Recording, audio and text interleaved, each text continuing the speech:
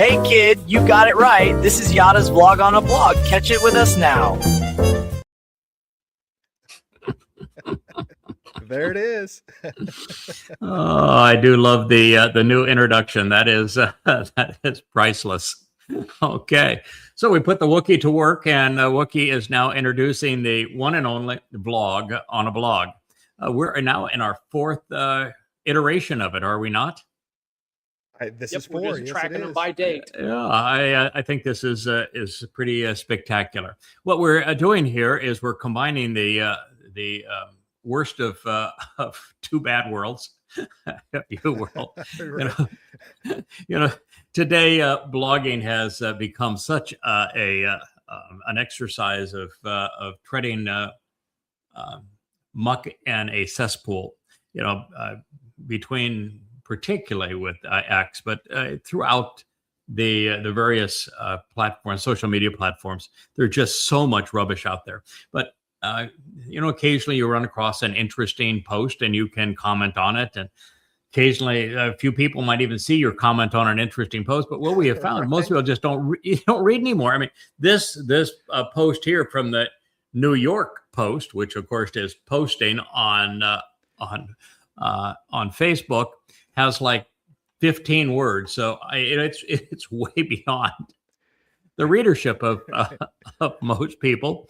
But nevertheless, what we've decided to do is, since the vlogging is popular, and I have noticed that you don't have to have much of an IQ to participate in blogging, or to be a vlogger, or to listen to vlogging.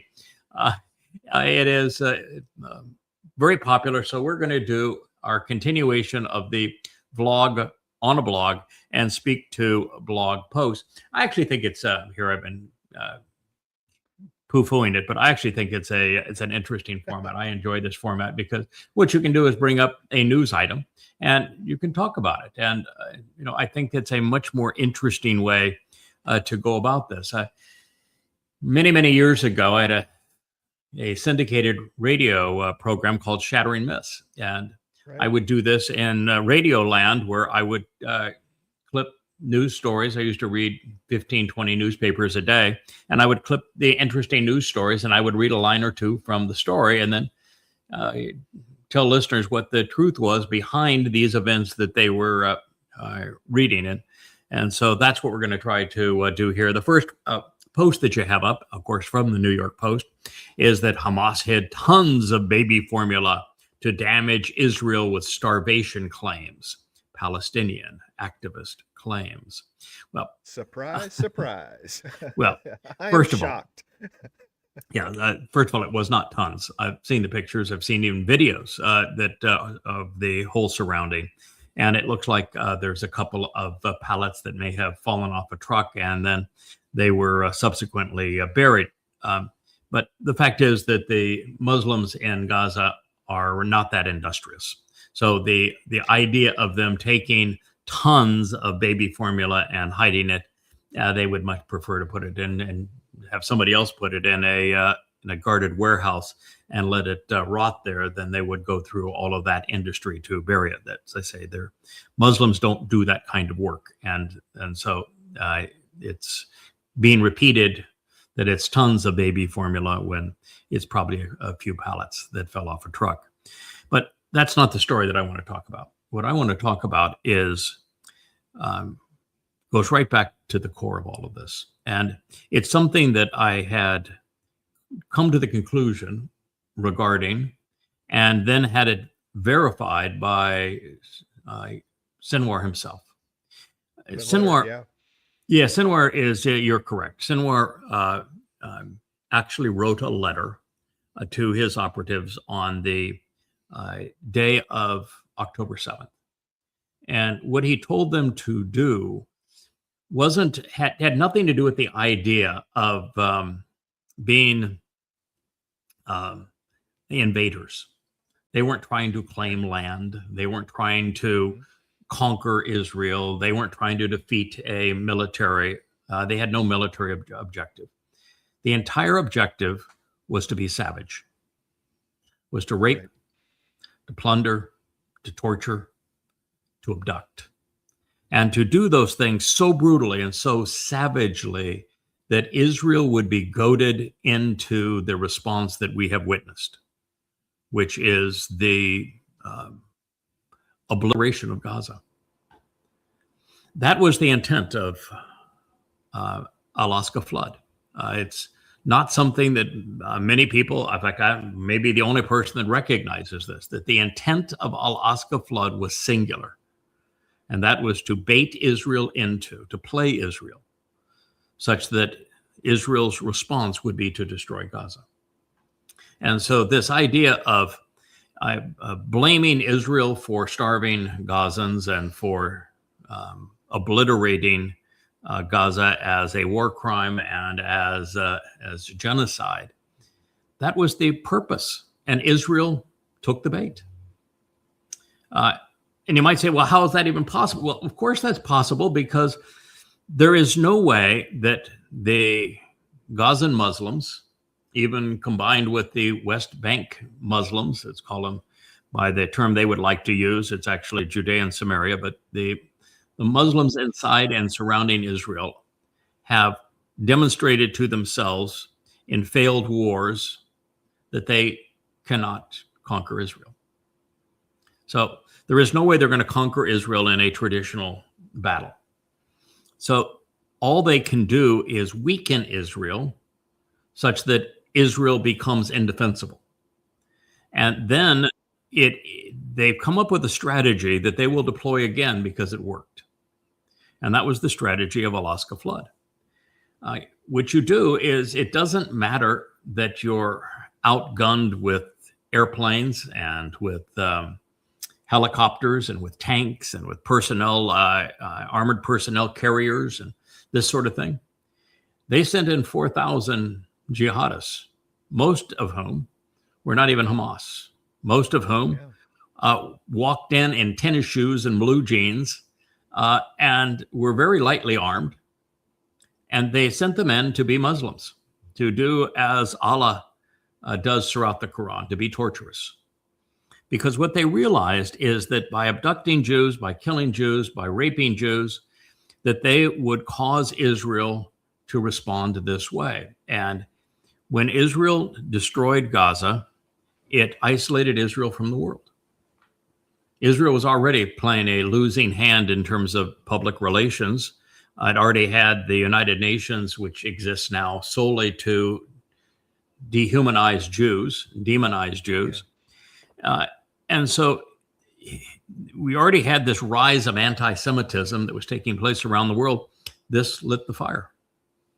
The images of seeing Gaza destroyed and the fact that Israel has all these fancy warplanes and bombs and tanks and the Gazans have essentially nothing caused the world to say that Israel was a brute and therefore Israel should be isolated.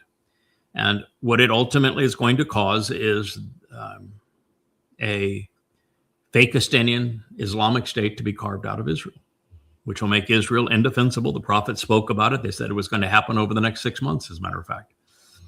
And so this is what Israel did. They were baited into destroying their reputation in the world by destroying Gaza.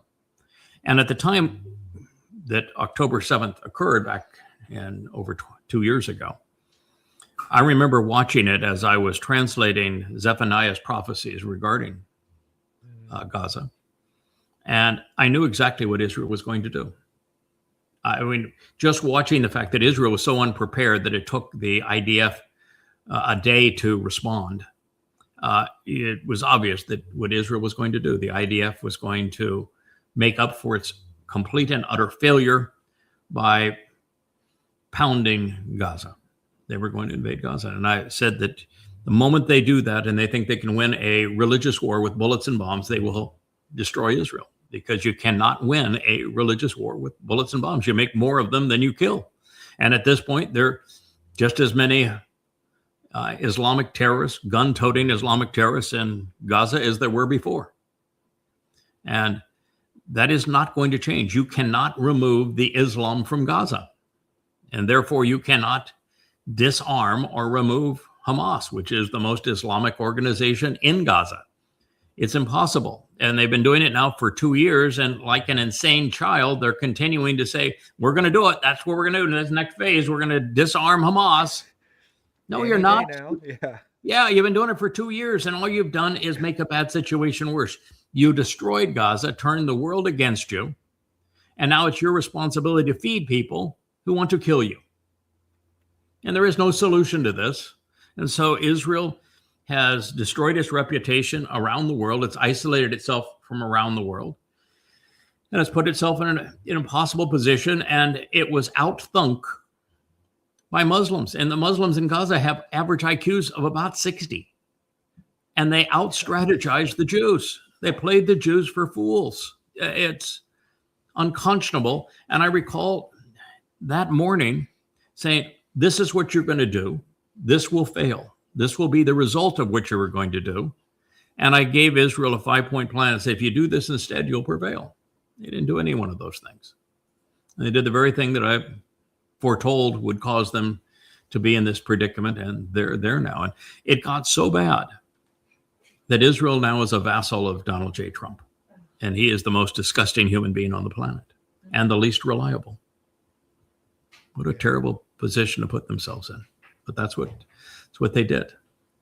So they can protest all they want that Hamas hid baby formula, and okay, no one's going to care.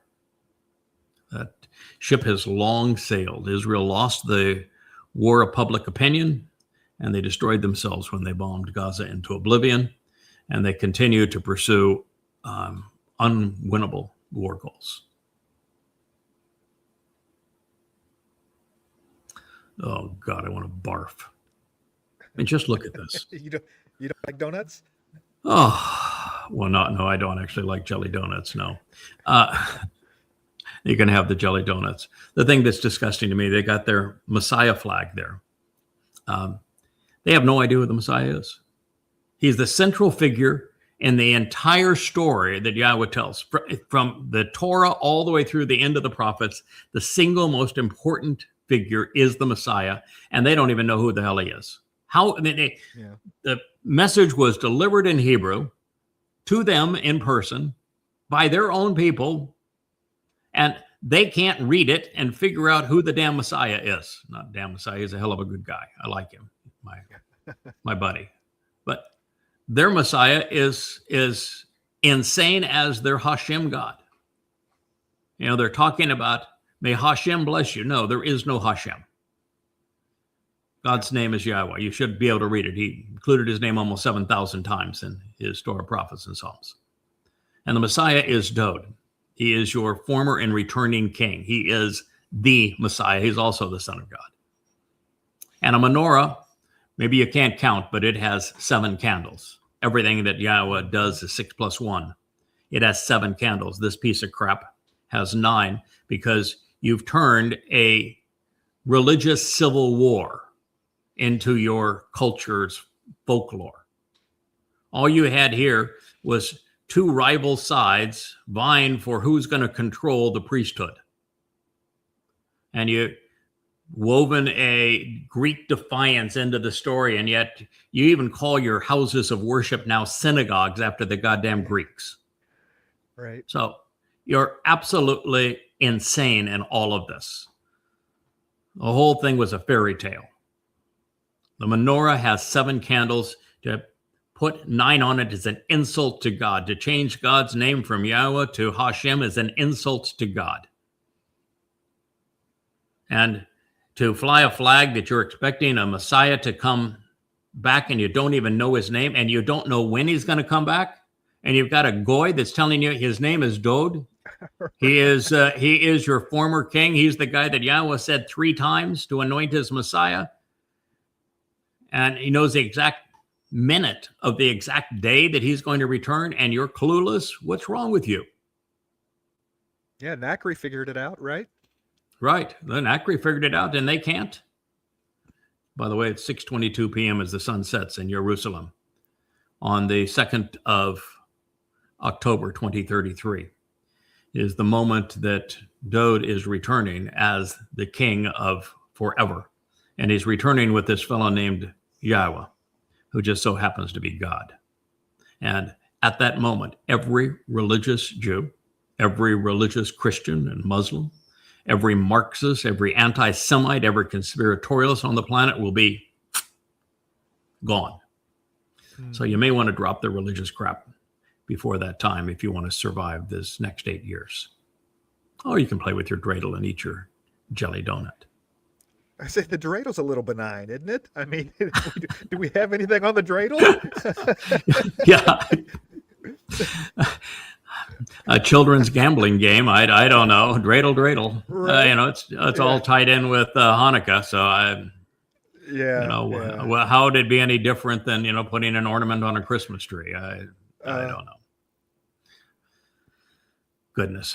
Oh yeah. This is quite the picture. You don't very often see the horror of what the two witnesses face when they come to Jerusalem on April 18th, I believe, is the day. It is the 14th of Abib in year in 2030 is when they arrive.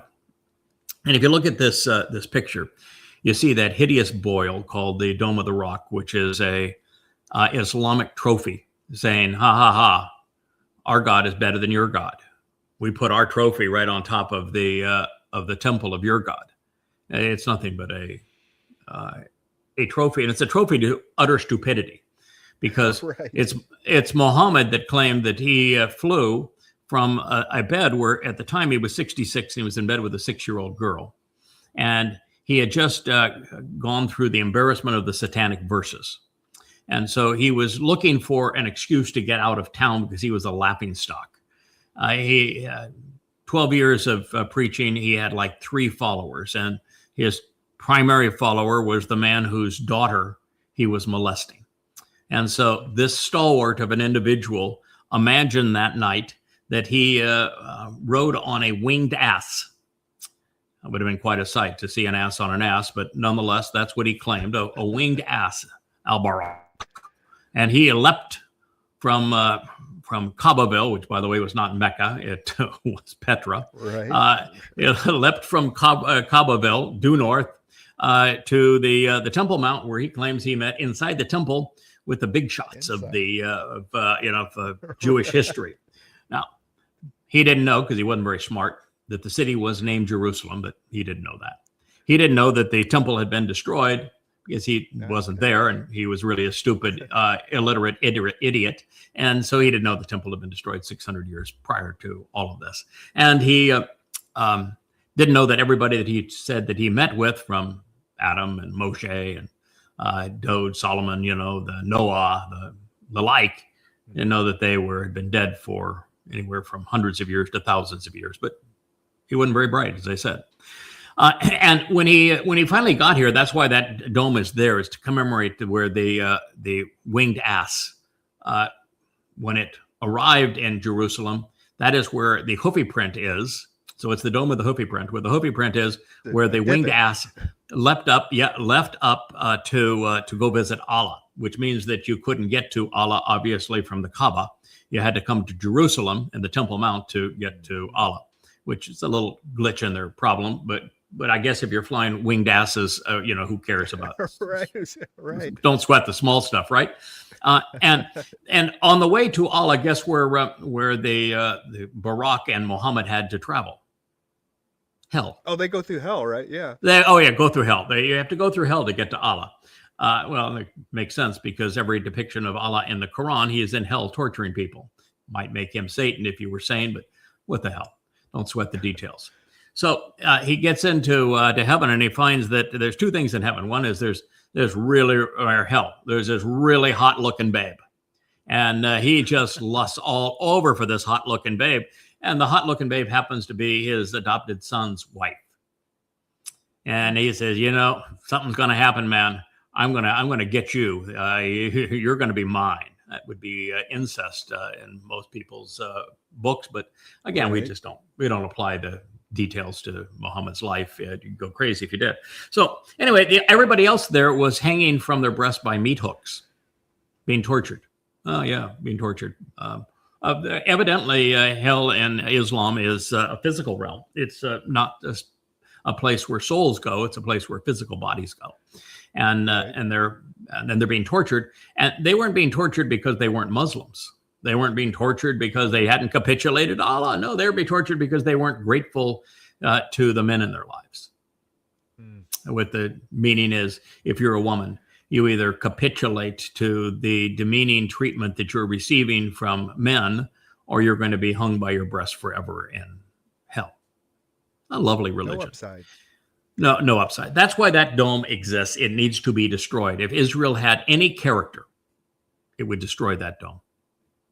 Now, the building that's right above the green light, the green light is where they're doing the archaeological digs and taking us back to 7th, 8th, 9th century BCE into what Jerusalem was back then. But to the right of that, there's a continuation of the wall, and this, by the way, it's all the wall of Herod. So this Herod was a disgusting pro-Roman dictator, and so to be praying to stones that were laid at the direction of Herod is reprehensible by itself, and you can see all the Jews lined up there. And that mass to venerate a wall that was created by a man that oppressed God's people, collaborating with the Romans. But above that, you can see there is the mosque, and you see the minaret, the prayer tower of it. That's Al-Aqsa Mosque. The last attack on Israel that was so brutal was called Al-Aqsa Flood. If Israel had any confidence, any character, any courage, the morning after Al-Aqsa Flood, I would have at least made the offer to the Muslims in Gaza, saying, you can return all of the hostages, and everyone who took them can surrender. And I may not take down Al-Aqsa Mosque. I may not. I might, but I may not. But if you don't, I will. And I would have. I would have absolutely destroyed Al-Aqsa Mosque. I would have razed the Dome of the Rock. And I would have prevented Muslims from ever stepping foot on the Temple Mount again. Yeah, and I wouldn't have given a hoot what the world said about it. And then, I would have fought the war very differently. I would have given every resident of Israel a copy of Goddamn Religion. It's 5 volumes. Here's volume 3 of 5. It's 4,250 pages. It is the single best weapon that could possibly be wielded against Islam. It is irrefutable.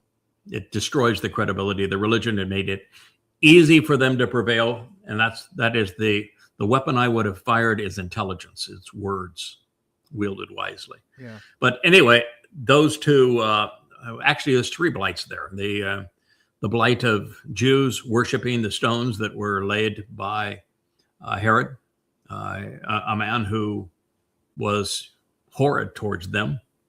The dome of the hoofy print, that gold top boil that needs to be lanced, and then Al-Aqsa Mosque in the corner. The other thing that's just interesting when I see a picture like this is that, where does God expect Elia and myself to be positioned as we arrive there as the 2 witnesses? So it is an interesting thing. If you're speaking to Israel, the best position would be above Hadrian's wall, not Hadrian's, but the Herod's wall there, the Western Wall. That would be the most prominent position that you could be in. So it's been interesting to see. I do know that God is going to destroy the Al-Aqsa Mosque and the Dome of the Rock and all other religious trappings on the Temple Mount. It'll be completely scourged of all of those religious artifacts and trophies. And then he is going to establish the tent of the restoring witness is going to be put where it belongs. Right. So I do know that is how it's going to be dressed at the time of our arrival. I've told, yeah, I have no problem doing what he wants me to do, but I am allergic to religious shrines, so that's going to have to go. And I said, no problem. God's really easy to negotiate with when you ask for things that he wants to do. That he wants, right? Yeah, it really works out Yes. nicely. I've never found one time where God didn't say, sure, I'm happy to accommodate that. You just ask for things that you know that he wants. But anyway, it's an interesting perspective as to where we're going to be. And I've always thought that the most likely spot was right there in the middle of what's called that Western Wailing Wall, right above it, looking down on the crowds that are going to be so belligerent. Yeah, So, I don't see there's any way that the tent is erected there with the mosque and the boil, there. No. There's absolutely no way. No, So, none. God, and above the two witnesses, God's going to have the scroll that's the Nesh. It's going to be a giant scroll that is suspended in the air above them. That's going to be programs like this, and it's also going to be excerpts from YAHOWAH and the Torah and the prophets are all going to be there. He is going to raise the Ark of the Covenant for all to see. The 10 statements in stone are going to be held up for the world to see. He's not going to expose that stuff to all of that religious crap. So it's going to go away.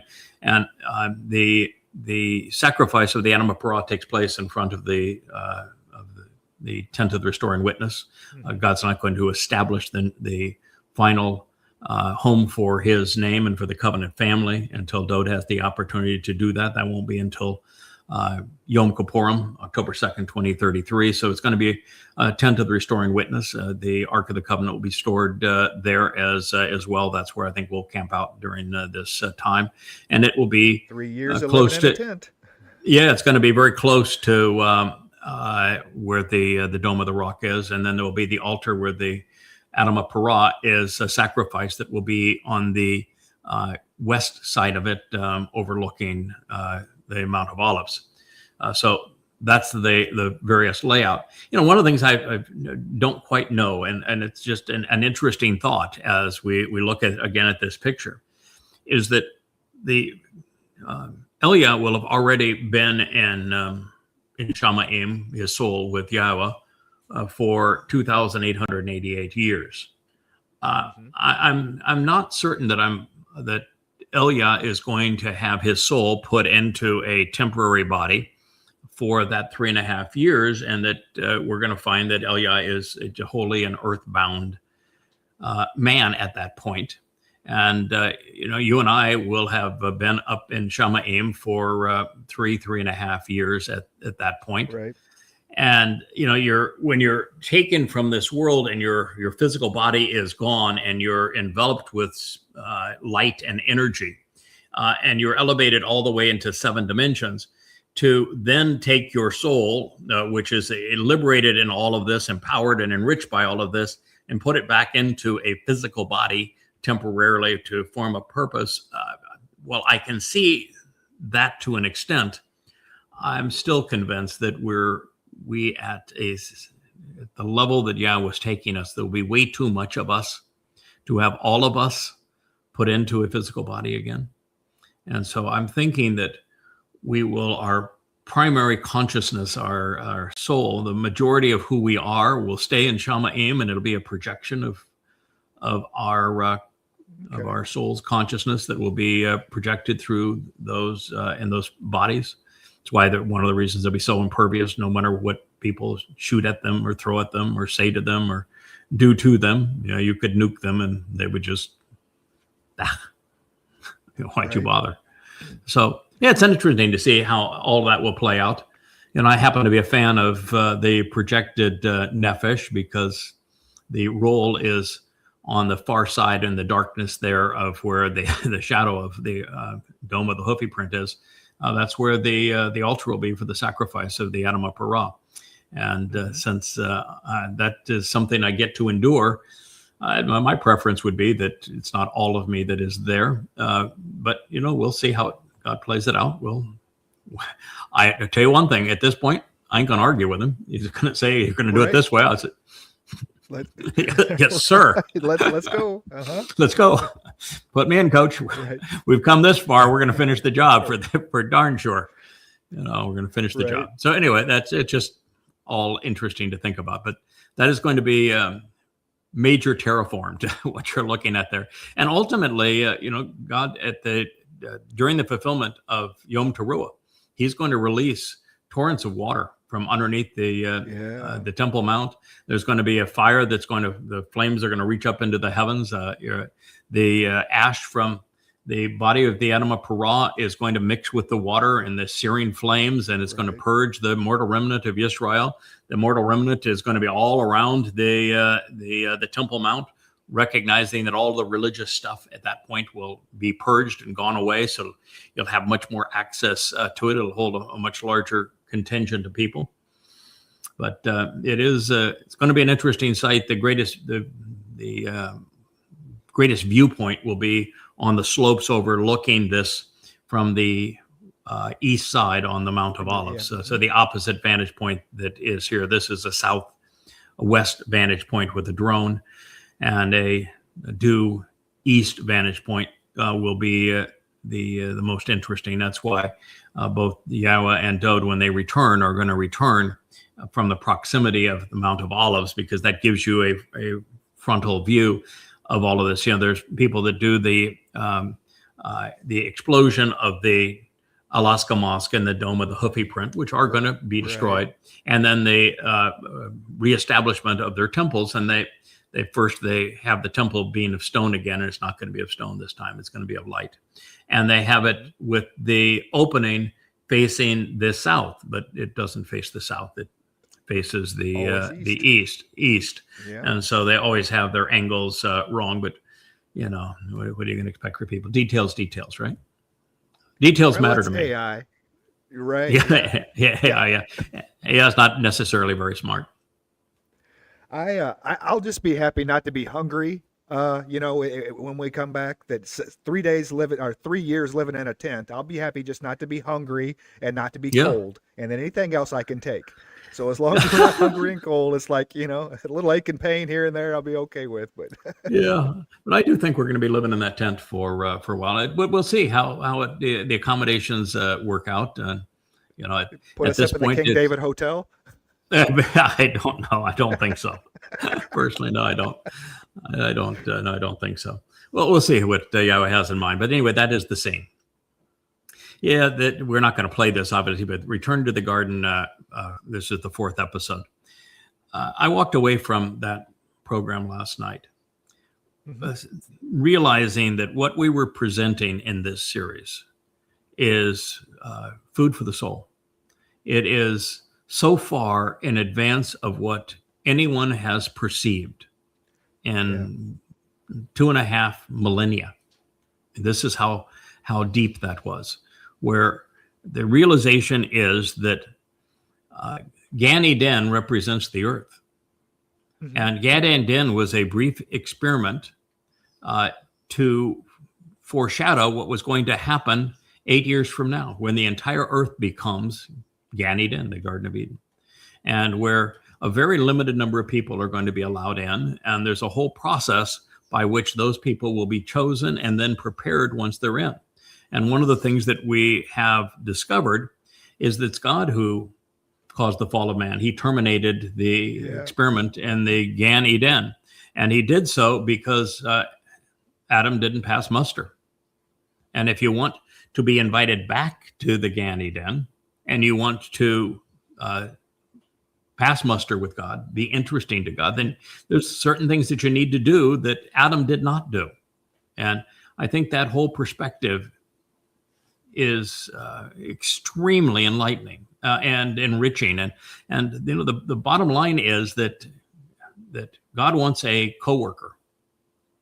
The people, everyone that God chose to engage with was considered a coworker. God is active.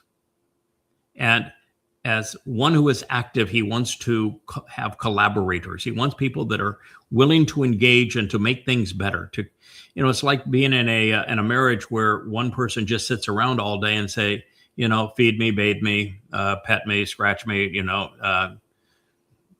Right. That sort of thing. They don't contribute anything. It's a waste. It's negative. It's not fulfilling. Worse than it's not a team. Yeah. Right. It's worse than not having the relationship at all. And that's what Adam was. Adam didn't contribute anything. And we're told that that was his primary purpose. The second was that God wants to go off and explore the universe, but he can't do that with someone he cannot trust and who is not observant. So if you're going to go off to explore the universe, you need somebody that's observant. That was the second thing that Yahweh said. So I want somebody that's going to contribute to the relationship work. And number two, I want somebody who's Shamar, who is observant, because we're going to be explorers. We're going to go off and explore this universe. We're going to have a great time checking things out. And then he wanted somebody who would not just only listen, but would respond appropriately so that he could trust them. And we humans have done a really crappy job at that, particularly Jews. They're not listening to Yahweh. Even when God says, listen, Yisrael, Yahweh, your God is one. Rather than listening, they turned it into a prayer so they could yabber at him. I mean, Right. and then they erased his name and made it Adonai. I mean, it couldn't be any more ignorant of what God is asking us to do than our religious Jews. So this is a really interesting series. It also equates not only Eden with earth as a protective enclosure conducive to life, but it equates Gan Eden, Gan, with Sukkah, with verbal roots being identical in what they describe, such that what Sukkah represents, the reason it's considered camping out, shelters, is that we're being invited back to the garden, and the doors to the garden will be opened on the 7th of October, 2033, and the terraforming of the earth will begin on Teruah 15 days prior to that. So that is an amazing series that I'm honored to even be part of. Yeah, it does comprehensively. It really shows the Ruach of Etzah and the Ruach of Da'ath, the actual bringing the comprehensive picture together beautifully with the greater and lesser luminaries, all of these things that are taking place that people throughout time they've been day one, day two, day three, individual pieces. You're the one that's finally tying them all together. It says, no, they're all talking about the same thing. They are. And one of the things that's so interesting, I think, Kevin, is that the garden the focus of the garden wasn't actually the tree of lives, the Etz Shamim, and I'm delighted to be the first person to identify the tree of lives. It's Dowd David. He is also the greater luminary in the previous chapter of Genesis. And he earned that distinction because he fulfilled Passover, opening the doorway to life. And I think that is exceedingly profound by itself. That would be a contribution for a lifetime. But the story in the garden doesn't focus on the tree of lives. It focuses on the tree of knowledge. And the tree of knowledge is the first tree discussed in terms of God laying out what's going to happen here, actually described. And it's the tree that they ate from and that yielded the consequences because they prematurely tried to avail themselves of something that wasn't for their time. But the tree of knowledge happens to be the Etz Dayath, happens to be the lesser luminary of Genesis 1 that reflects the greater luminaries, the tree of lives, brilliance. And more importantly, the most interesting of all prophecies in terms of a last day prophecy is that of the Choder. There's nobody that has an entire chapter devoted to him, plus an entire proverb, than the Choder. The Choder is the first person in human history to be given the seven spirits of Yahweh. And no one wants to deal with it. They want to pretend like it's a messianic prophecy. Well, the Messiah is the tree of lives, so the Choder most certainly isn't a messianic prophecy.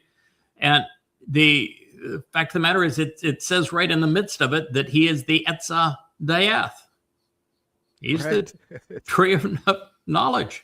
And that's why he has roots. That's why Choder means stem. That's why he's called an observant branch. That is why that he is described in that presentation by Yahweh himself as being parah, fruitful. So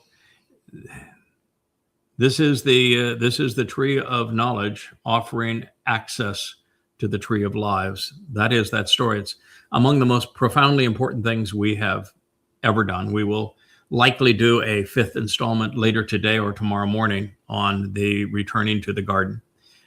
And really, it's brilliant. It is the fruit of the tree of knowledge that is being offered in that series. Absolutely. Voyager I got a kick out of. Yeah, I got a kick out of this. What the headline is that the path of Voyager 1 was so precisely planned by NASA that they went 37 years without making a single trajectory correction. Now, why do you think that I found that just delightful, humorous, delicious? Because they had to rely on good old-fashioned math and not. They did. Voyager 1 was launched in 77, which means that it was planned beginning in the late 60s, early 70s, which means that the engineers that designed that trajectory, there weren't even calculators back then.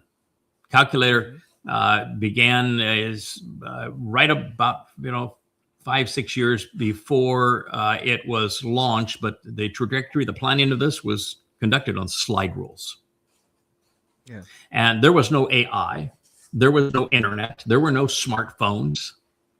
The idea of a personal computer had not been invented yet. These guys didn't have computer terminals at their desks. The amount of computing knowledge that went, or power that went into these things, is about the same as you'd have in a toaster oven today. Right. And so this was done up here. Human intelligence. And human intelligence is a pretty amazing thing.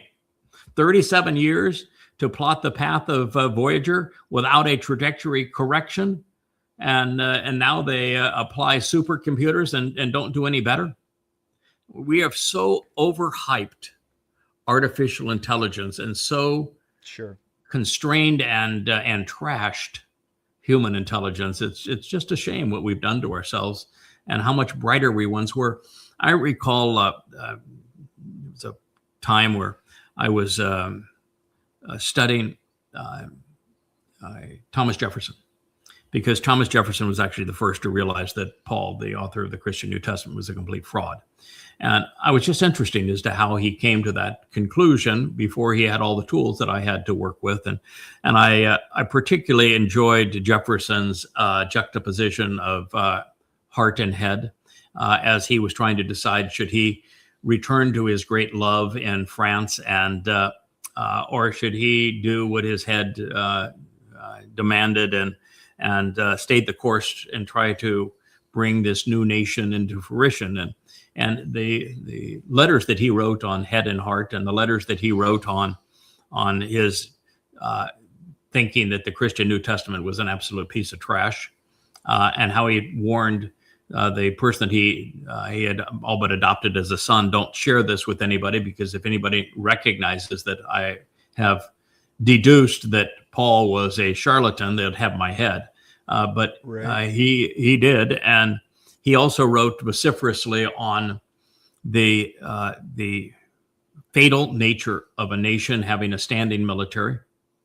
He was, for him to have a shrine on that has military honors, he would have puked. He hated the idea of an established military. That's why the Second Amendment exists, is that with a unarmed militia, you don't need a standing army. Your country becomes inoccupiable. And he was also against a central bank. He was also against religion having any say in politics, and everything that he wanted, of course, was overlooked. And so he is not the founding father of the nation that we became. And so, the reason I was saying this is that the intelligence being decayed is that if you read what Jefferson wrote, or any scholar of that day, for them a sentence is like a paragraph for us. Right. And a paragraph is like pages. And that is my favorite way to write. And I realized that even my editors couldn't follow what I was saying. And so I occasionally I'll throw in one long sentence just because I can. But for the most part, you have to dumb it down today. You have to have short sentences, 2 or 3 sentences per paragraph, many paragraphs per page. And if you don't do it that way, our minds have become so flabby, we can't process the information anymore. Now we're doing a vlog on a vlog because if people have to read more than 10 words, you lose them. Right. Yeah, they're not going to. Yeah. Right. If you want to get their attention, yeah, it has to and be I a would presentation say to it. Yeah, I'd say part of the problem is this Voyager thing that, we stopped doing math in our head, which means we couldn't form relationships between things properly using statistical analysis, probability, that sort of thing. When the calculator came, we just stopped doing math in our heads, and you lose a huge attribute of logical thinking and the relationships between things when you do. And then we went from computers to smartphones, and people just look stuff up. They don't think, they don't really do research. And now we have AI that answers questions for you as opposed to you examining the information and making an intelligent deduction. And we're trashing human intelligence. I would say that God must have realized this, that if we weren't launched to get this project done now and get a number of humans back into the garden, and then we're responsible for teaching them and equipping them and training them and leading them, if he prolonged this, it wouldn't be possible. You wouldn't have anybody that was, maybe you'd find some dogs or cats or something out there, some dolphins that could pay attention, but it certainly was going to be humans. Well, yeah. This is the one that has the golden record on it and everything, right? It is. Voyager it 1, is. Yeah. Out past Pluto. Yeah. Yeah. Voyager 1 and Voyager 2 are very close to one another. They were launched within a month or so of each other. Both of them are outside of our solar system at this point. They're, I think they're, if not both, certainly Voyager 1 is, and Voyager 2 would be close. And they're in interstellar space. And I always think it's laughable because I read a post today that says, for the last 100 years, we have been broadcasting signals that aliens out there could find. Or we see posts and say, that there is a possibly habitable planet that is 20 light years away. Well, 20 light years is 200,000 years one way. Right. 200,000 years one way. This distances are phenomenal. They're just so far beyond anything we can imagine. Saw something the other day where Voyager 1 is now 1 light day from the Earth. Mm-hmm. That's how far, and so it's only it's nowhere. 20 light years. Yeah, it's nowhere. Right. It's just nowhere. Yeah. So multiply the 37 years. It was actually launched in 77. So it's actually more than 50 years now, or 50 years, very close to 50 years, for 50 years for 1 light day. So now you multiply 50 years by 365 and a quarter days to be 1 light year. And even then, it's only a quarter of the way to the nearest star.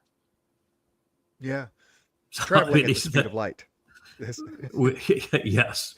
Traveling at its present speed, it'd be if you multiplied 50 by 365, and that amount of time, it would be 1/4 of the way to the nearest star.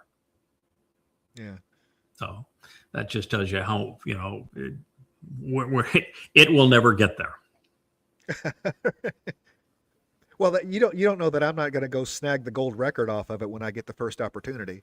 Well, you could. Yeah, we're gonna have that chance. I've looked at that record. I'm not very impressed with it, but anyway, nonetheless, it's a knick-knack, It is. So, there's just another picture of what's going on in Russia and Ukraine. And on X today, the story that I posted the most on was the BBC did a feature story that broke today on how well would the UK do, because Starmer is is announcing he wants to go to war with Russia. He wants to put boots on the ground and go to war with Russia. And so the question is, how well would the UK do, and how long would the UK last?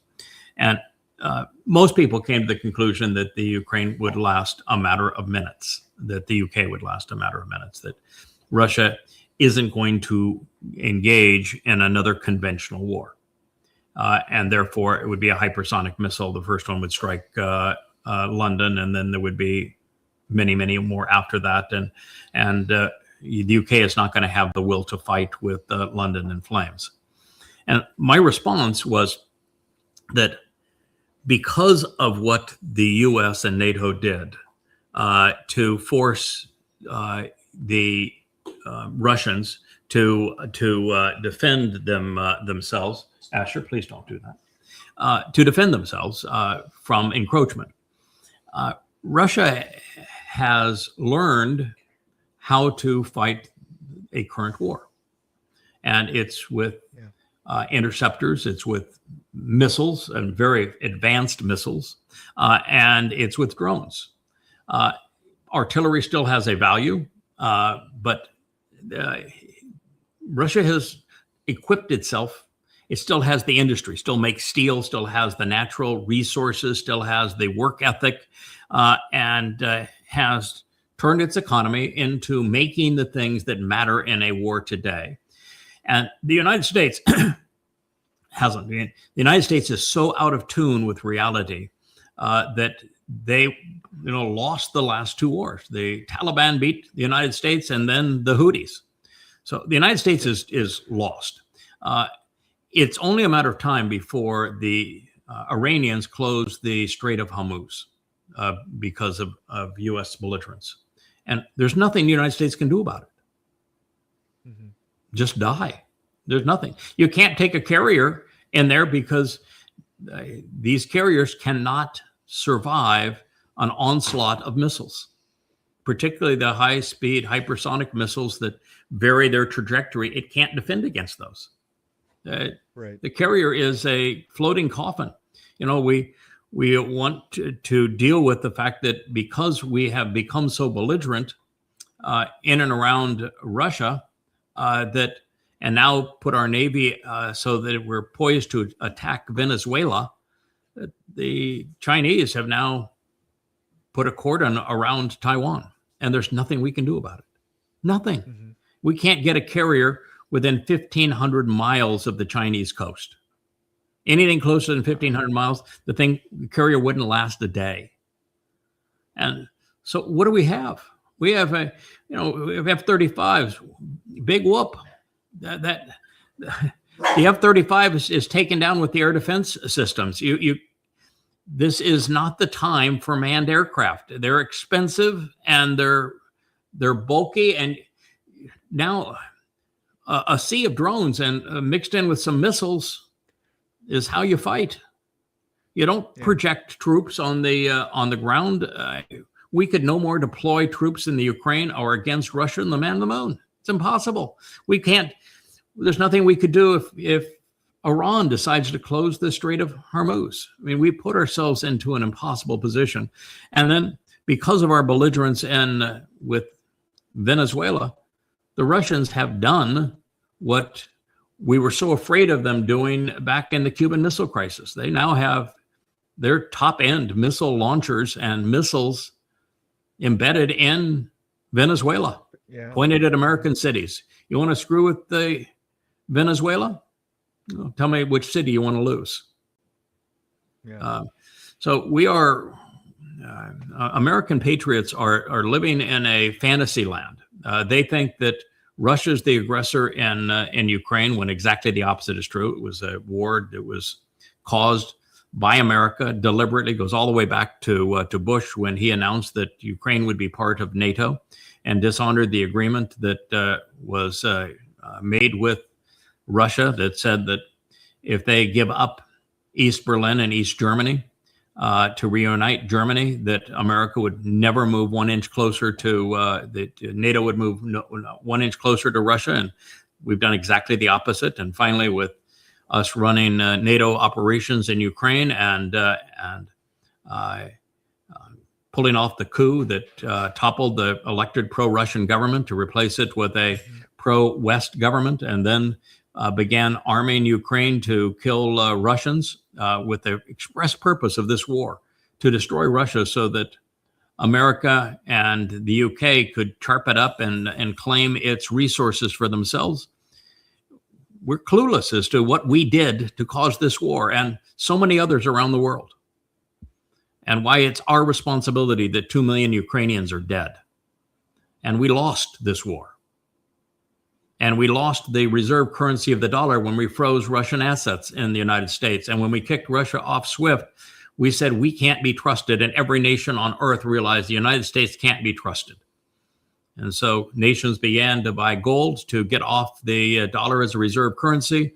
And they are joining BRICS, and they're trading in other currencies. The United States has lost the ability to print money to weasel itself out of its spending spree. And we screwed ourselves. I mean, we've really destroyed ourselves in all of this. And rather than admitting that we lost and surrendering, we're continuing to be belligerent. I think that the next city to fall will be Odessa, and it'll leave Ukraine as a rump state. And you have Zelensky out there, who is a cocaine madman who has stole billions of dollars, saying we're not going to give up an inch of land. We already gave it up. The moment that new government was propped up, that replaced the pro-Russian government, the new government was told and did start bombing and harassing and killing the ethnic Russians in the Donbass region and eastern and southern Ukraine. Russia went in to protect their Russians and Russian speakers, ethnic Russians. And once they liberated them, they all voided to, we want to be part of Russia again. So those areas aren't part of the Ukraine. They are part of Russia now. And to say anything else is just to be stupid, and to be pounding your chest as Starmer saying, let's go. What I said in my post on this was really quite simple. That if Russia decided to respond to a conventional war against the UK, Russia would defeat the UK readily. It's trained. It has the weapons. It has the manufacturing capability. It has 20 times the size of the military. If it's a conventional war, UK is going to get trounced. And let's just play make-believe, and let's shed 100 years of decay of the UK and go back to when the UK was a colonial power. And let's then pretend that the UK can actually beat Russia in a conventional war. That's make-believe, of course, but let's pretend. What is Russia going to do?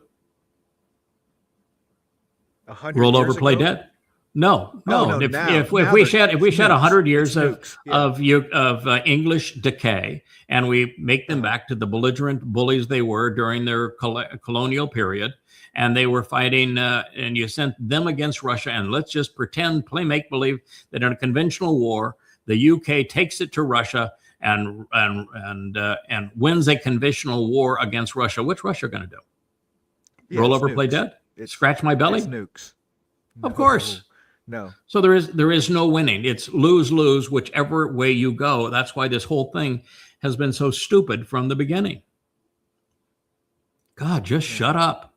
Surrender, shut up, apologize, give them their money back. They just took $100 billion of Russian assets, of sovereign Russian funds.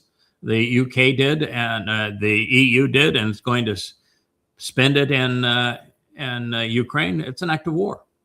The consequence to Europe is going to be devastating. It should be. Mm-hmm. Where's my reparations? Good God, we're 40 stupid. 40 acres and a mule. Checks in the mail. Yep, 40 acres and a mule. And where did you come up with that 40 acres and a mule?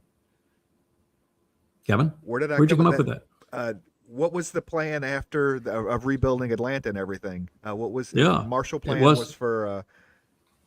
but it was the plan that happened after the Civil War, whatever. Yeah, the plan that happened after Civil War had reparations. It was 40 acres and a mule. Absolutely. reparations have already been paid.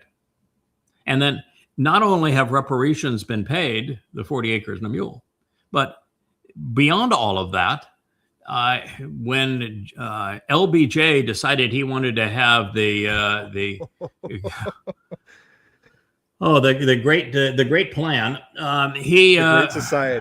the Great Society, he started a process that transferred trillions from those who were productive to those who were not productive. Entitlements and the like, affirmative action has already paid reparations 1,000-fold. But beyond all of that, it wouldn't do any good, because if you transferred all of the wealth of productive people and gave it to somebody who, well, can't even do their hair in a way that they could show up for work and be valued for anything that could make a contribution. Excuse me, but if your outward appearance isn't such that you're credible, then there's something really wrong here. And if you're begging for reparations as opposed to trying to build something to make your life better, there's something really wrong here. You give that kind of money to a person who is a dependent, they'll squander it. Drugs, alcohol, they'll lose it all. Wouldn't do them a bit of good. In fact, it would probably kill them faster. Yeah. But yes. you go back, it's even worse than that. The slave trade began because Africans in Western Africa were killing other Africans, and they did the same thing that civilizations around the globe did. They attacked their neighbor, and they enslaved a percentage of them. They killed the most vicious of the men, and they took the women and children and as slaves, and they used the slaves to do the work in their country. So slavery was a part of the caste system of every civilization around the world, including the New World. And in Africa, it wasn't as sophisticated as it was elsewhere. And so Africans were warring with one another, and they took slaves like everybody else. And they reached a point where, because they weren't building empires, they were tribal lands, they couldn't use any more slaves. And guess what they did then? They just killed everybody. So the only way you became a slave is if you lost a war and they decided that they could use more slaves rather than just kill you. So 100% of those who were enslaved by other Africans in Africa. And the alternative for them was to be dead. So being a slave, horrible thing, terrible practice, I think is repugnant. But the alternative for the person enslaved in Africa was to be dead. And the slaves in Africa were not sold to the Americans. They were sold to Muslims. All of them were sold to Muslims. The Muslims were the racketeers of the slave trade. They then sold the slaves to English and Dutch and Spanish and French shipping companies. And they're the ones who shipped them to South and Central America and the Caribbean. And they were processed from that point on. So my view, it's a horrible system, but you need to know why it came, why it was there, why being a slave was actually better than being dead. And it wasn't death being perpetrated by Europeans, but by other Africans. And that the middleman that greased the wheels of slavery were Muslims. So if you want reparations, I'd go and talk to the Muslims. That'd be a good thing to do. But the fact of the matter is, you now, many, many generations distanced, you have absolutely no gripe whatsoever. So put down your stupid sign. Go away. Right. Oh, Black Lives Matter, bro. We're two for two. Right. When Black Lives Matter was occurring, my initial response was to say, you're complete hypocrites. Of course, Black Lives Matter. White lives matter. Red lives matter. Green lives matter. Yellow lives matter. Lives matter. They don't seem to matter to a lot of people. I mean, if you're a Muslim, your life doesn't matter much, but life should matter. But the problem I had with Black Lives Matter was this thing here. You got these three fingers pointing right back at you and this finger pointing out. I had done previously, and I did again, a research into the Department of Justice crime statistics. And when you do so, what you find is that 93% of the time that a black man is killed, it's not by a white person, by another black person. So if Black Lives Matter, you're going to be pointing your finger at yourself and say, what is wrong with our culture that 93% of the time that a black young man loses his life, it's taken by another black young man? What's wrong with our culture? Don't be pointing the finger and blaming other cultures. The second is that if there is an interracial crime where the perpetrator is or the victim is white or black, then 80% of the time in interracial crime, it's the black killing the white, not the white killing the black. Mm-hmm. So the facts do not support your movement. Not at all, not even remotely. The facts all are opposed to your movement. So my response was, why in the world are people rallying around this when it is based on a lie and it's covering over a profoundly important realization that there's something wrong in the black culture here in not only America, but in many places around the world where murder is a go-to option rather than words. Why is the community so destructive to itself? And there's lots of reasons for that. I mean, I don't want to do a whole show on the reasons for it. I've done it in the past. Right. There are reasons for it. And a lot of it is damn poor parenting. Mostly, well, both mothers and fathers. The women are often abused in the black culture. Here I live on an island with 85% black, and a huge percentage of the women are beaten. And they as victims beat their children. And so their children beat their children. And most of them don't know where their fathers are. The father is a sperm donor that goes in and out of everyone's life. They don't even know who they are, and they don't raise their kids. That's not true with everybody. There's some wonderful mothers and fathers here, and I love living on this island. I met marvelous, marvelous people. But the fact is that there's a high percentage of non-participatory fathers and abusive mothers, way too high a percentage. And that is causing a problem. And part of the problem is that proper role modeling doesn't exist. There's the person holding the sign, I'm entitled. And not somebody getting up before the sun rises, getting themselves dressed and properly groomed and prepared to go to work, showing up at work, making a contribution at work, working, bringing home a paycheck. No, they want to sit around and do drugs or be entitled. And you never get out of this rut under that basis. So proper parenting is just not modeled. I hired so many young black kids on this island when I was remodeling my home, and none of them could talk about a positive parental role model in their lives, and had just the opposite. And, I tried to mentor them and tried to help them and tried to teach them a trade. And it blew up famously in my face. I was robbed, right, for having opened my home and heart to these kids. So there's a real problem in the black culture. Now, the other problem here that I have is that in this particular post, the Black Lives Matter co-founder, who is, by the way, a Marxist and has robbed Black Lives Matter charities of millions of dollars.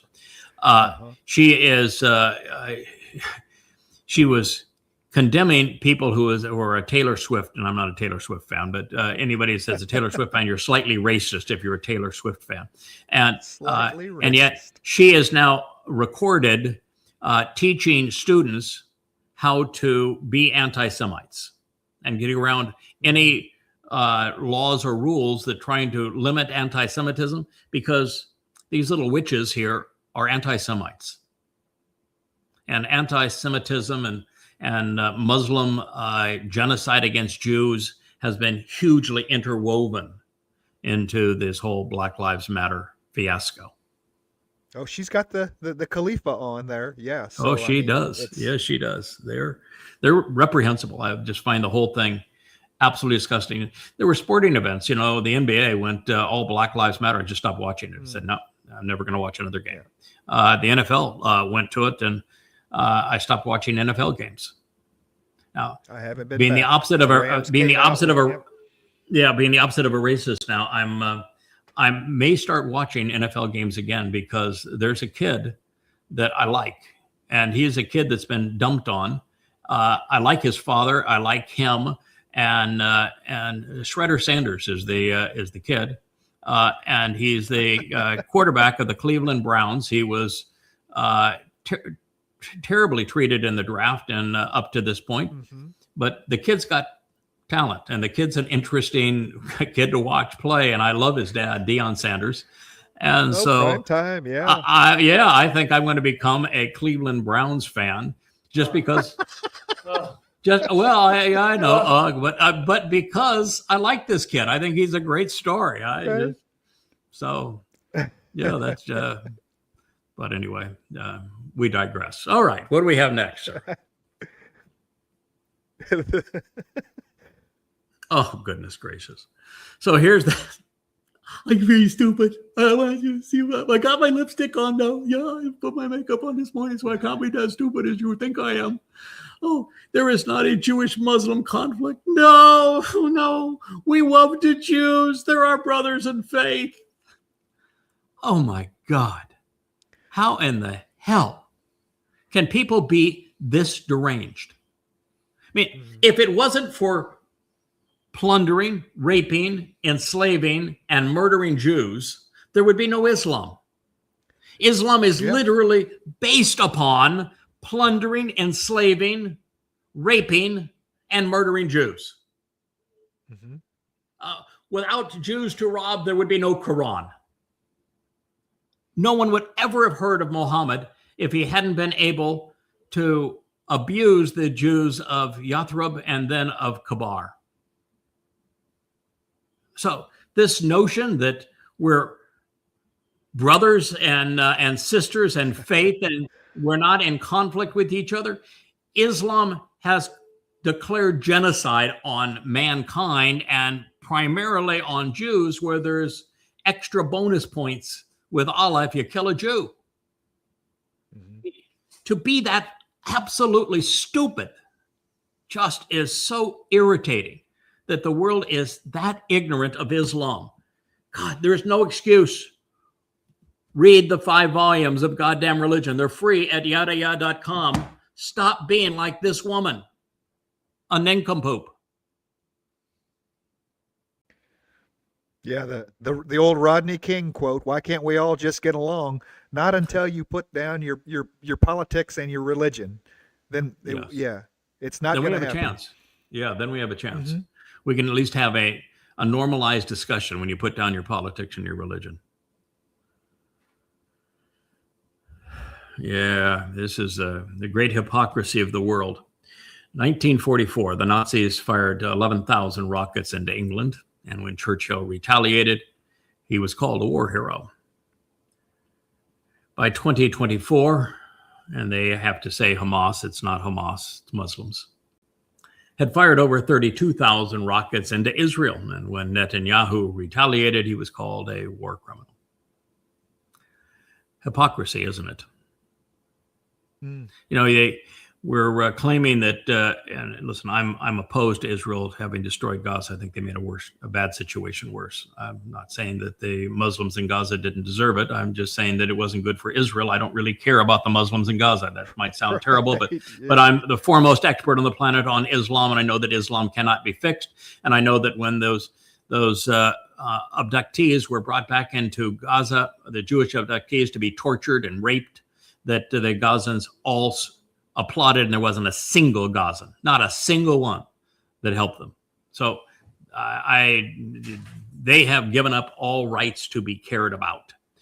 But the very fact is that Israel going in to destroy Gaza was harmful to Israel's reputation in the world. So that part bothers me. But the fact of the matter is that if you look at what America did, and prosecuting the last World War, we'll probably not get to it today. We didn't get to it to our last one, but I had a picture of some guys standing around the little boy before it was dropped on Hiroshima. And the United States and Dresden, and then in Japan and Tokyo and other cities, Hiroshima, Nagasaki, we killed 50 to 100,000 civilians a night, deliberately. One night, when we bombed Hiroshima, we estimated that maybe there could have been off-duty 6,000 Japanese soldiers, maybe. And they would have been off-duty at the time. And the city of 300,000 people. We killed 100,000 people in a second. 100,000 people. And at least 93,000 of them were civilians, and we did it deliberately. And then we did it again in Nagasaki. And we were doing it when we were firebombing Tokyo night after night. And we did it throughout Germany. We fought the war against the Germans through terror, through firebombing civilians. And we want to complain that after the Gazan Muslims rape and plunder and abduct and murder Jews, and the Jews conduct the most pro-civilian return of fire in human military history, that the Jews are bad and we're good? You're out of your mind? You just look at the idiocy of the Second World War in the Pacific. The Japanese, I don't think it's a surprise attack at all, but Pearl Harbor, to have Pearl Harbor attacked the way it was, with the aircraft carriers which had value all out at sea, and the battleships which had no value whatsoever, all lined up like sitting ducks, and all of the senior officers out playing golf and everybody else asleep. And just after we had told the Japanese we're cutting them off on oil and on steel. And we knew what the consequences of that's going to be. It's going to be war. And then we have a radar operations, and they just ignore what's happening. I don't think that Pearl Harbor was accidental. I don't think it's accidental at all. And every other war that we've been into, we lied about the cause of the war, the sinking of the Lusitania, the sinking of the Maine, the Gulf of Tonkin. They're all lies. Weapons of mass destruction in Iraq, and Al-Qaeda being in Iraq, they're all lies. It's what we do. That Afghan was somehow responsible for 9/11, bull. We lie. So I think we lied about this too. I think we set up 3,000 Americans to die. But think of what happened after that. We sacrificed 100,000 dead and 300,000 seriously wounded in the Pacific, specifically to avenge the attack on Pearl Harbor. Nobody in their right mind sacrifices 100,000 young men and women to avenge the deaths of 3,000. That's not victory. That's stupidity. That's immorality. And somebody said, oh, you can't have done nothing. Good God, when your choice is you're going to sacrifice 33 times more people than were killed in an attack you should never have allowed to have happened, versus doing nothing, and that's the only option you think that exists? God, there were so many better options. Like, for example, telling the Russians, you want to continue to receive American wheat shipments and ball bearing shipments and tank shipments and weapon shipments to beat the Germans? We want Vladivostok. And all we do is we move all of our long bomber squadrons to the Aleutian Islands. And you fly them from there, they refuel in Vladivostok, they bomb the living crap out of Japan, and it's over. Right. You don't do this island hop. You don't lose 100,000 men. In fact, it was close enough. You could even have had fighter coverage for them. They wouldn't be like they were when we, lost so many B-24 crews over occupied Europe. So yeah, there were lots of other options in the Pacific theater that we could have pursued, but we didn't. And we actually ended up partnering with Mao Zedong and against Chiang Kai-shek, which caused the mess that followed there. And then ultimately we capitulated to Stalin, who was worse than Hitler. And so we just made a mess of the world. But this whole experience in Gaza is just so deplorable. How the world has just blind eye to what they have done. The hypocrisy is just rife.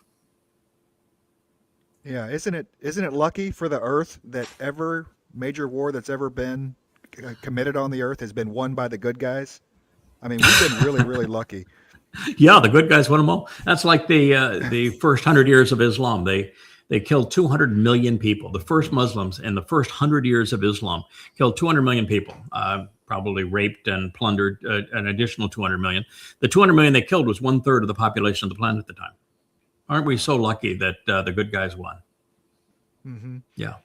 If you want to know why Islam exists from Africa all the way to Pakistan, it's because in the first 100 years of Islam, it was the most deadly plague humanity had ever conceived.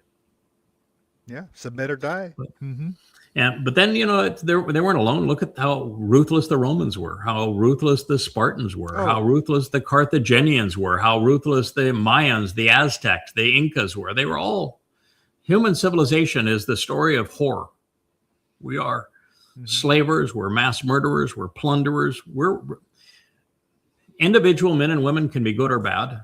We tend to be bad, but we can be good or bad. Collectively, we're always bad. Mm-hmm.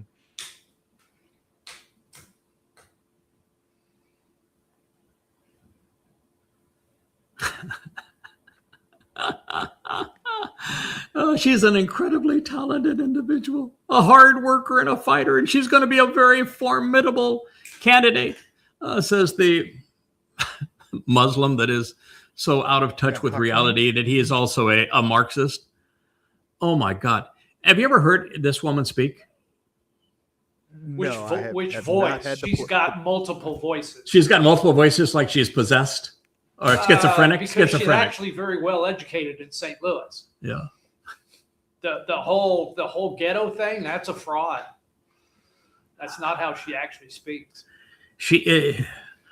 I've listened to AOC. I've listened to her. I've listened to the worst of these progressive Bernie Sanders, and everything that comes out of their mouth is just total nonsense. I mean, listen, I'm not political. You couldn't be more opposed to MAGA and Trump than I am, but the other side, it's pathetic. It's as if they never witnessed anything in their lives. They've never had a job. They've never accomplished anything in their lives. They have no value, no concept of the value of enterprise, and they are complete ignoramuses when it comes to economics, and therefore they have the politics of, well, rob the productive, give to the unproductive, and everything will be just hunky dory. No, you'll have nothing. Yeah. You'll have a guarantee that everyone is equally enslaved and impoverished is what you're going to have. These people think that you're in politics to work. No, look at Omar in Minnesota. She came in by illegally marrying her brother so she could come into the country. She's in a district that's got 20 some odd thousand Somalis that we now know have stolen hundreds of millions of dollars in fraud. They are responsible for electing her. She's never had a job in her life, and she's worth now something like $20 million. God, we have a broke system. None of these civil servants ever leave office broke. Poor. Never even leave office even a little bit worse off than they entered it. Yeah, look at Bill Clinton. He was totally impoverished and bankrupt. Becomes president. He's over a $1 billion, multi-billion-dollar trust fund. You look at George W. Bush. His last enterprise was Abrusco Oil, a complete and utter failure. He's bailed out by the Saudi funds. He leaves office and he is a billionaire. You look at Obama. Never had a job in his life. And he lives in multiple mansions. They're all the same. You look at Trump. He came in. He was essentially bankrupt and going to prison. And now billions and billions and billions and billions. It's all a fraud that's being perpetrated on the American people, and they go gleefully along with their political rhetoric. So it is the exceedingly lesser of sad. two evils. What's the lesser of two evils when one side is satanic? So we have starvation on one side and Hasatan on the other side. So yeah, I'm glad at this point we're not political, because can you imagine having to choose between MAGA and Marxists? No, I don't leave my island already. So yes, there we go. And I'm actually on an island. This is just funny that they're pulling. they're pulling the landlines. Yeah, back in the day, that was the only way that you could have a telephone. I was one of the first in Los Angeles to have a cellular phone, literally one of the very, very first. And it was actually a full-on phone that was put in my car.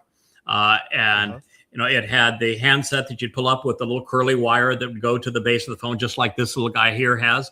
And it has a place that you could put it on its cradle. And it had I think they had just come out with the buttons as opposed to the rotary phone at that point. And I remember the first time that I used it to call one of my appointments. I was running a few minutes late, and I wanted to let them know that I was there, that I had picked up something that they wanted me to grab on the way. And so I called, and the assistant of the buyer answered the phone. And I said, I'm en route. I'm only about 5 minutes out at this point, but I'll be a few minutes late because I picked up this sample that you wanted. And they said, where are you calling from? I said, I'm calling from my car. Well, how did you get a telephone line that long? Right. Well, they're no longer going to have telephone lines, so I guess they can't be telephone poles anymore. I don't know what we're going to call those unsightly things, but I remember the last two houses that I remodeled. They had wires everywhere for telephony, and the first thing we do, what are you going to do with them? I said, well, I'd leave them in the wall because they're really good for pulling. So if you want to pull coax or some other kind of cable, you can use them as a pull wire. But they don't have any other value. And they're also filled with coax too. Remember coax? Yeah, those are two bygone eras. But the world has changed a lot. And it's only a matter of time between now and the time the next device goes out. Remember, people used to have radios. You were familiar with that? A radio, yeah. Well, they had record players. Oh, sure. Can you imagine being the top manufacturer of a radio or a record player? What are you going to do with it? Or this kind of telephone? Yeah, a telephone. Things are going out of style very quickly, and so that phone is part of them. I'm actually thinking that electric vehicles may not be long for this world. They may not. We may not be around long enough for them to run their cycle, but they really are currently, as they're currently designed, they're really a lousy design. They don't have enough range. They are way too difficult to recharge, and the batteries are toxic to the environment. They're prohibitively expensive compared to regular gas internal combustion cars. There's nothing wrong with the advances that have come out in electric motor technology. That's fantastic. Now they just need a better way to generate that electricity. I mean, hydrogen, I think, is what will be the next thing to replace. I mean, it just makes sense. Well, so far there's only been one company, I think it was Toyota, that tried a hydrogen car, and right now they're worthless. So if you bought one, were expensive and they're worthless. So that did not prevail. Hydrogen is pretty explosive stuff. So I don't know if we're going to ever see a hydrogen-powered vehicle. And the batteries are just not where they need to be yet for electric vehicles. And then we have the generation problem. Atomic energy would have worked really well, particularly now that we have the plants that can actually run on the daughter products, so that we can use the waste more effectively and we generate energy more safely. But the liberals had a conniption fit with generating atomic energy, and we just didn't build enough plants, and therefore that source of energy is not available to us. And hydroelectric plants were a wonderful economic source, but the liberals had a fit over that too, and so we're tearing them down rather than building them. We actually figured out a way to burn coal in a way that had very little side effects, and but we've that's not fashionable, so we pulled away from that. And most of the world floats on enormous amounts of natural gas, and it's amazing that we don't use it because it burns very cleanly, very efficiently. It's not a very good thing to put in a car because it's too explosive, but nonetheless, it could generate power very efficiently. But like America, we won't build the pipelines to distribute it if you don't have the pipelines to distribute it, and America doesn't have a fleet of natural liquefied natural gas transporters, so we can't transport it worth a darn. We're just not in a position we can even sell our own natural gas. So we're just stupid in all of this, and so we plumb the world for oil and attack nations that have oil like Russia and Venezuela, and try to control the world through the petrodollar, and it's not working out real well for us. So energy policy is not about as useful now as that telephone. Well, this is this post here was that these are all the different types of humanoid beings over time. The Neanderthal over there, and finally this says, but only Homo sapiens remain. And I said, no, we have Homo stupidus that has proliferated. So long as Homo stupidus exists, that is the prevailing form of humanity. I have watched here a number of shows recently on Neanderthals, and what we've actually found is that the oldest Neanderthal gene is found, I think it's Mount Harmon in Israel, and it goes back 140,000 years. And they were using tools. They were living in communities. You saw people with tragic injuries, broken bones and holes and ribs and skulls, and yet those healing, and they continuing to survive, which means they were in communities that took care of the sick and the wounded. And so, I'm not sure we progressed very far in all of this time. One of the most interesting things is the research that has been done on the Taurid meteor storm. Have you heard much about that? I have it coming back around in 2034 or 30 around there, something like that. 13,000. 32. Yeah. There appear to have been around the world, in the Amazon, we know in Turkey, but other places in the world, there appear to have been a number of fairly advanced communities, civilizations, kingdoms, going back about 12,800 BCE that were all wiped out at the same time. And what it appears is that the Earth went through the tail of this massive meteor, and it's called the Taurid meteor. And there were so many fragments of that meteor that the Earth went through that it caused this huge amount of upwelling of dust and debris and tsunamis and all that sort of thing, that it just took down human civilization. We had to reboot after that, and we're going right back through it in 2032, 1 year before YAHOWAH and Dowd return. So the Earth may be in for a really horrible experience. Oh, with that and Apophis, just I don't know if Apophis is going to hit us or not. You know, Apophis is a revelation thing. Friday, April 13th, I think, in 2029 is when it's supposed to come about a third of the way between here and the moon. And of course, it could be nudged somewhere along the way.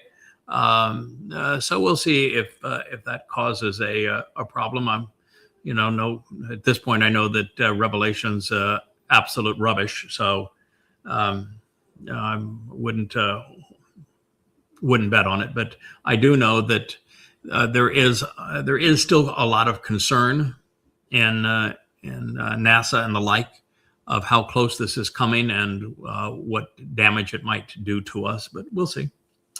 This woman is really an interesting discussion.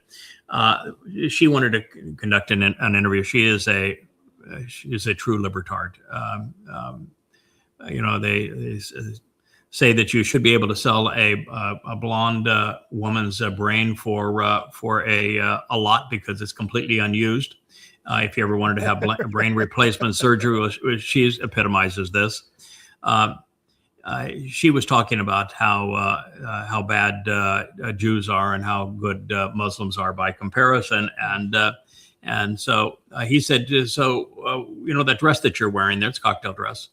Why don't you tell me which of the following cities? I want to give you the best of the Muslim cities around the world. You tell me which of these cities you could wear that dress and live through the experience. And he, listed Beirut and he said, well, we try even Gaza and Karachi, Pakistan. And he went through the list and said, so where could you wear? He said, well, it's only because of what the U.S. has done to hold these people down and to oppress them. Otherwise, it wouldn't be so. And he says, so you're going to blame the West for Islam? That you don't think that the dress code that you would be violating and their response to you, where they would stone you to death and whip you to death in those cities, has anything to do with Islam? It strictly has to do with the West impoverishing these people. And she stuck to her guns, said, "Yep, that's what I'm going with." And so it's you just wonder why it's as few as 1 in a million people that actually understand this religion of Islam, and why it's only maybe 1 in 1,000 of those that are willing to speak out against it and hold people accountable. He is one of my heroes. That is the most intellectually gifted man, I think, in the media by a long shot. He is sarcastic as they all come. There's a man I would hope I think he happens to be an atheist, but there's hope for him. He's brilliant. Right. Yeah. Bill Maher. Oh yeah, this is the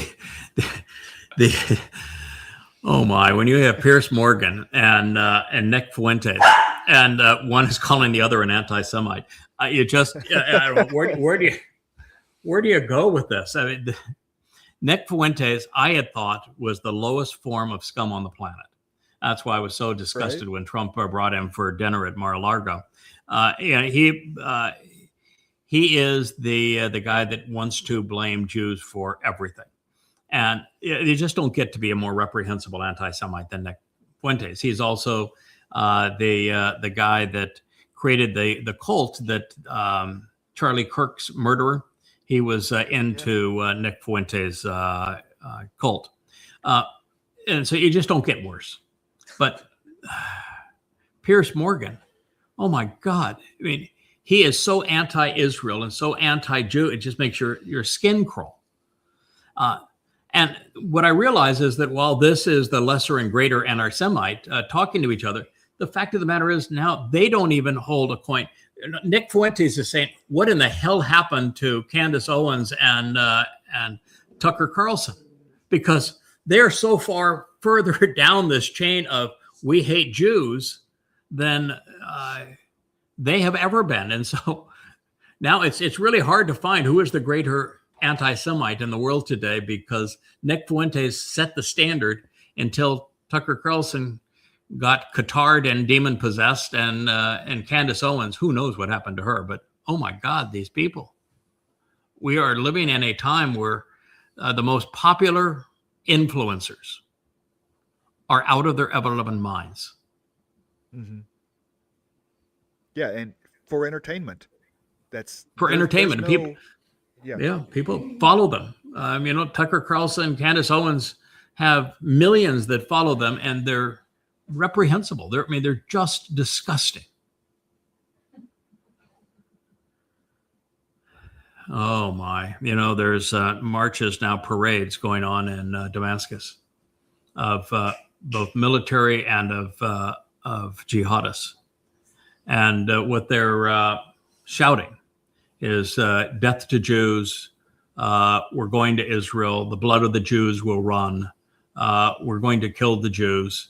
And so here, the United States creates ISIS through the Awakening program. They destroy what was left of Mosul and northern Iraq.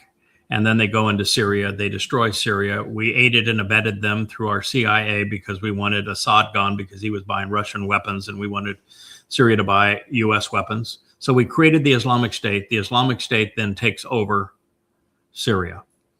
And then we join arms with and invite him into the White House and tell him how handsome he is and what a great fighter he is and how wonderful a person. And they're marching in the streets now, parading to go and destroy Israel.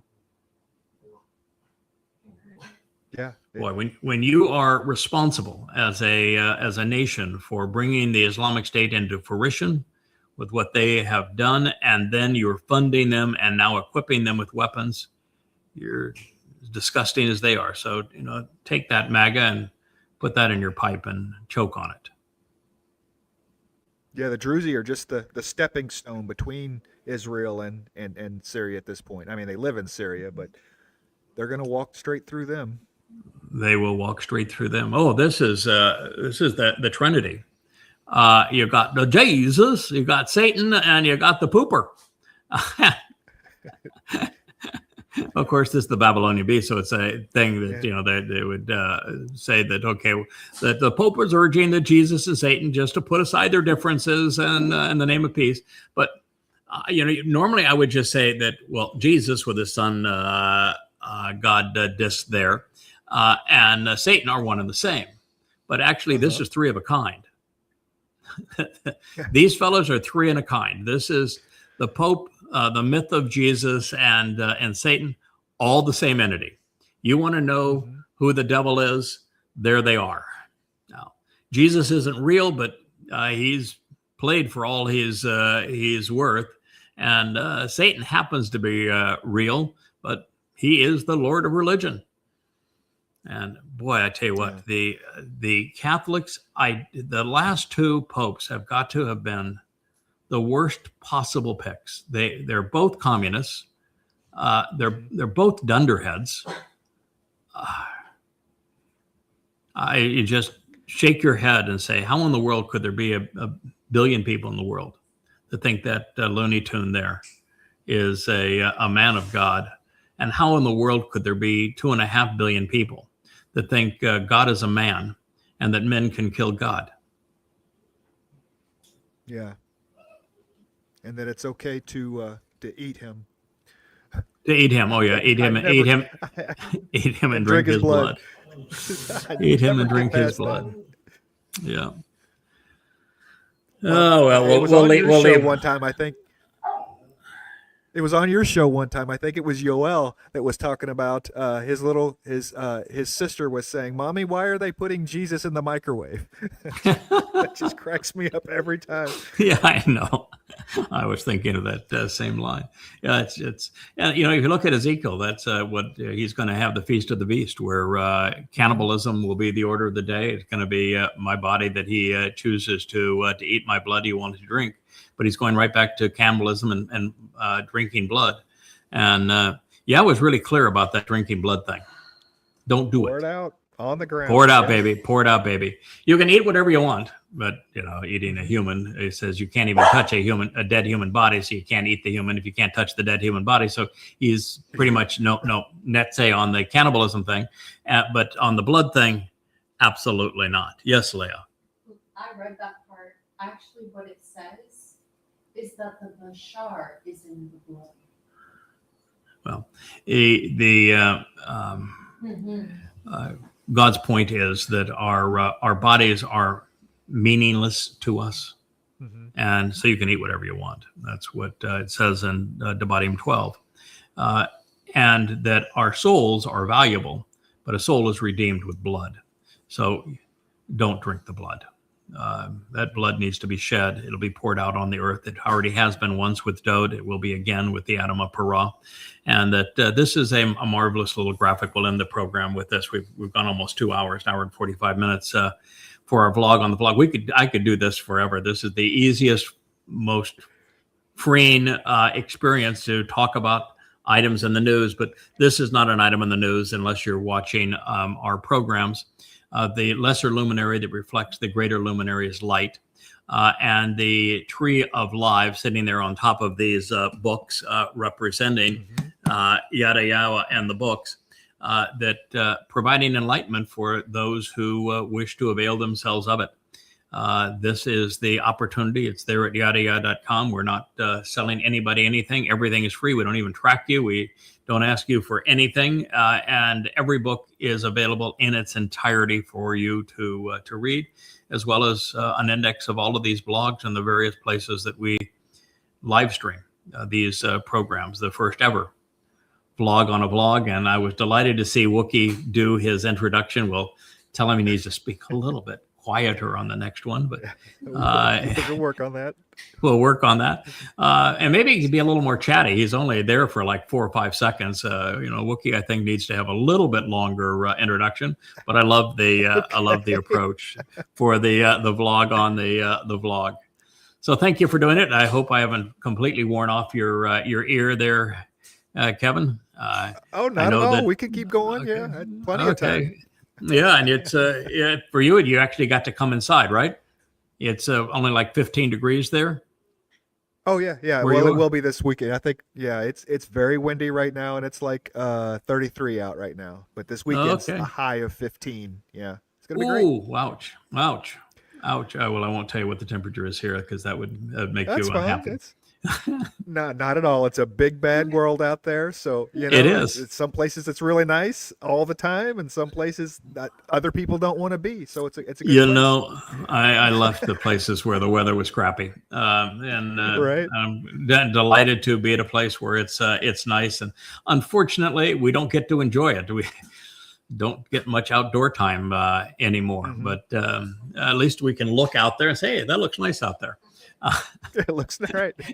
We can go back and forth between the various studios, can't we, Rich? And shorts and not suffer much. But God, the beach is here. It's a minute away by foot from here, and we haven't been to it in months. Yeah, we don't get out much because of that stack of books there and the YAHOWAH blog. And hey, we do have some good news though.